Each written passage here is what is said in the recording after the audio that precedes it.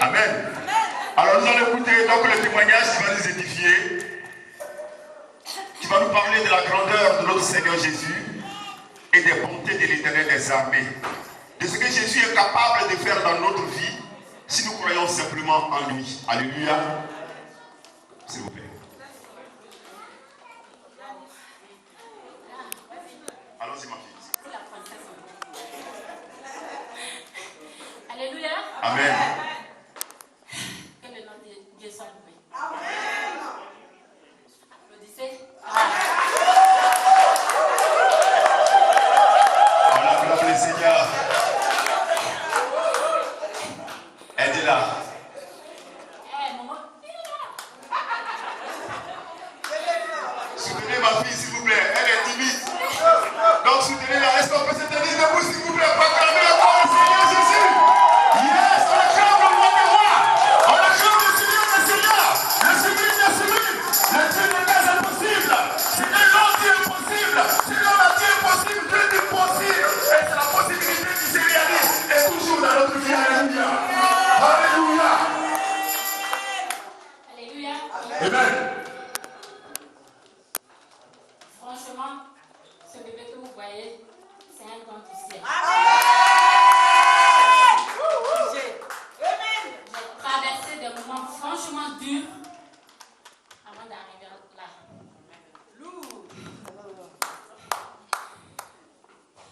Je suis passée partout depuis le pays.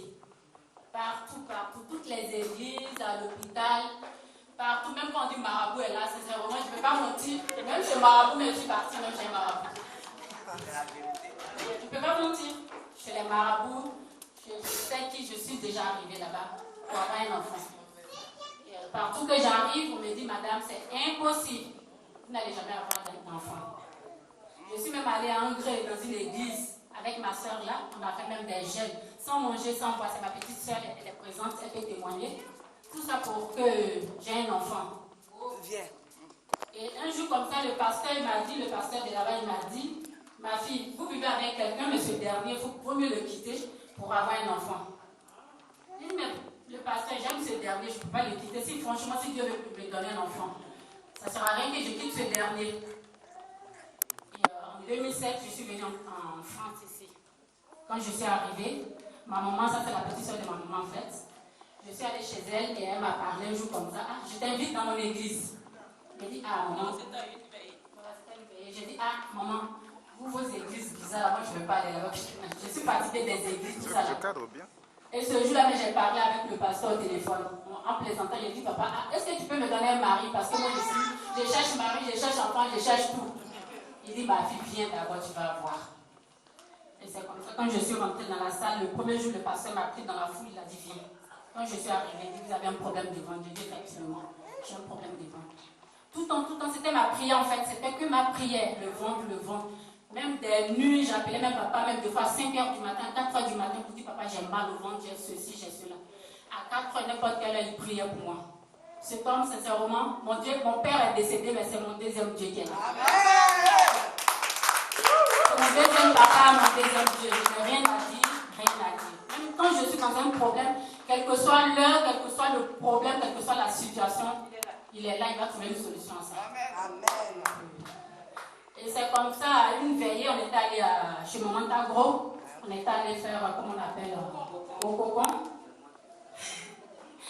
On est allé au cocon. Et on a fait 3 jours, disons une semaine de jeûne, 3 jours sans manger, sans boire. Et quand on est arrivé, le dernier jour, on était là comme ça, chacune est venue pour parler d'elle. Chacune est venue pour parler de son sujet. Et moi, je suis arrivée, papa me dit, ma fille, ne te mets pas au milieu. J'ai dit, mais pourquoi? Il dit, non, ton problème est déjà résolu. Tout ce que ton père désirait, tout ça, c'est déjà fait. C'est pas la peine que tu te mettes au milieu. Je me suis même énervée, j'ai dit, mais c'est injuste quand même. Chacune vient dire son sujet, on prie, et moi, à mon tour, on me dit de ne pas parler. Que franchement, et après, maman dit non, laisse tomber. Si ton papa il a dit, c'est lui qui l'a dit. On a fait le cocon en octobre, je crois en novembre 2012. 2011, novembre 2011. Mars 2012, je suis tombée enceinte. Après la veillée, je suis tombée enceinte. Et j'ai même caché le problème à papa et à maman.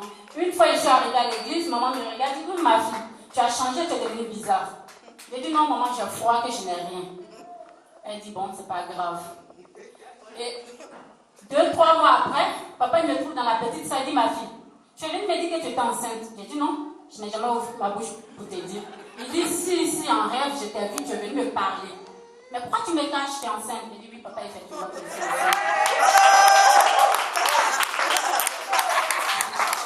J'ai dit, oui, effectivement, je suis enceinte, papa. Il dit, mais voilà, c'est la joie, c'est pas la peine de cacher. Je dis, mais bon, papa, je ne sais pas pourquoi je cache. Et une fois, maman est tombée malade, on allait la voir à l'hôpital. Maman aussi, elle me regarde encore, elle dit, ma fille, tu es devenue belle, tu es devenue plus belle. Elle savait en fait, mais elle ne voulait pas me dire, elle voulait que ça sorte de ma bouche. J'ai dit, non, je n'ai rien, je suis rentrée. Et 2-3 mois après, j'ai appelé la soeur Clarisse. J'ai dit, ah Clarisse, est-ce que tu sais que je suis enceinte? Elle dit, oh bon, je ne savais pas. J'ai dit, si je suis enceinte. C'est comme ça, c'est parti. Bref, ça c'est l'histoire qui est là. Je m'arrête là. Ensuite, 9 mois. Sincèrement, j'ai passé même vraiment une période dure. Le lundi, la dernière semaine de mon accouchement, je suis allée chez ma petite soeur faire ma valise. Comme elle est tout juste à côté de l'hôpital Longement, je suis allée chez elle. Le même jour, je suis arrivée le lundi, à 23h, le mal a commencé. À 23h30, j'ai appelé papa, il dit, papa, je m'en vais à l'hôpital. Il dit, qu'est-ce qu'il y a? C'est toujours papa. Hein. Je laisse même des fois même mon mari, mais ça, papa, j'appelle directement. J'ai dit, papa, ça a commencé. Il dit, qu'est-ce qu'il y a? C'est le bébé qui va venir. Il dit, papa, je ne sais pas, mais là, j'ai mal, je m'en vais à l'hôpital. Il dit, ma fille, tranquillise-toi, ne dis rien, vas-y. Dieu, il est avec toi, tout va bien se passer. Le lundi à 23h, je suis rentrée à l'hôpital, les femmes, elles ont tout fait, dit non, on te garde. J'ai dit, ok. Imaginez la suite, 23h, la douleur. Jusqu'à 11h du matin, ils m'ont mis dans la salle. L'ennemi, il était là, mais il n'avait pas de pouvoir. Il voulait même m'arracher même mon enfant, ou bien moi-même, mais il n'avait pas de pouvoir. Parce que mon Dieu, il était là-haut. À 11h, ils m'ont pris, ils m'ont emmené dans la salle d'accouchement. 11h, j'étais en ligne avec mon père, toujours. Papa, ça ne va pas, ils m'ont emmené dans la salle d'accouchement. D'abord, même avant ça devait se passer avec une césarienne. J'ai appelé papa, il a dit non, il n'aura pas de césarienne. Tu vas accoucher normalement. Amen. Ça, c'est le jour où j'étais allé voir la Mercedes. Excusez-moi, je vais ajouter quelque chose là. Vraiment, moi-même, je ne me sens pas bien. Mais ce qu'elle est en train de dire là, vraiment, ça me concerne aussi. Vraiment. La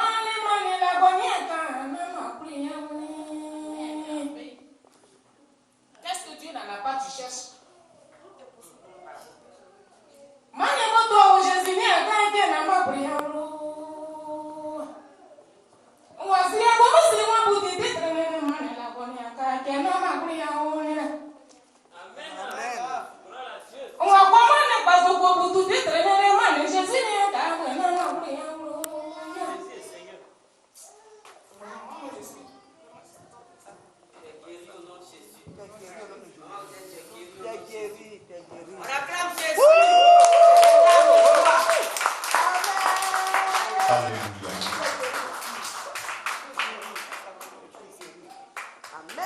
Alléluia.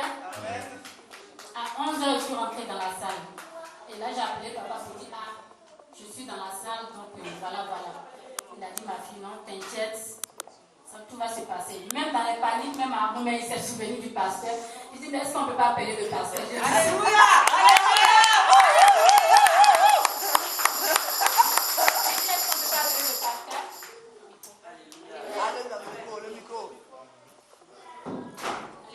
Amen.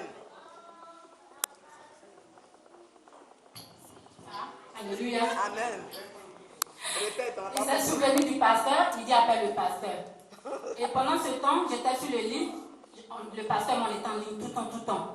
Ils ont fait la péridurale, puisque j'avais demandé une péridurale, ils l'ont fait, ils l'ont raté.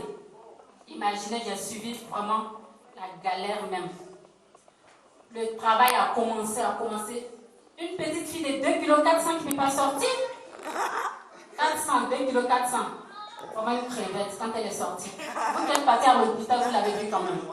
Vraiment une crevette. Mais 2,4 kg, j'ai souffert de 11h du matin jusqu'à 18h. Elle est sortie. Et pendant ce temps, à l'hôpital, personne ne me regardait. Non, madame, ça va aller. L'enfant encore, non, vous n'êtes pas en travail, ça va aller ceci. Même il a failli même faire des histoires avec les sages-femmes. Papa dit, ma fille, c'est la dernière minute. Tu vas m'appeler dans pas longtemps pour dire ma petite fille est née. À 17h52, j'appelle le pasteur.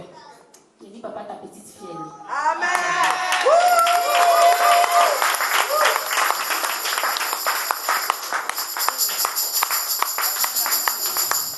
Donc, voilà. Voilà, je suis dans la joie parce que parmi tous les enfants de mes parents, de ma mère et mon père, j'étais la dernière à ne pas avoir d'enfants.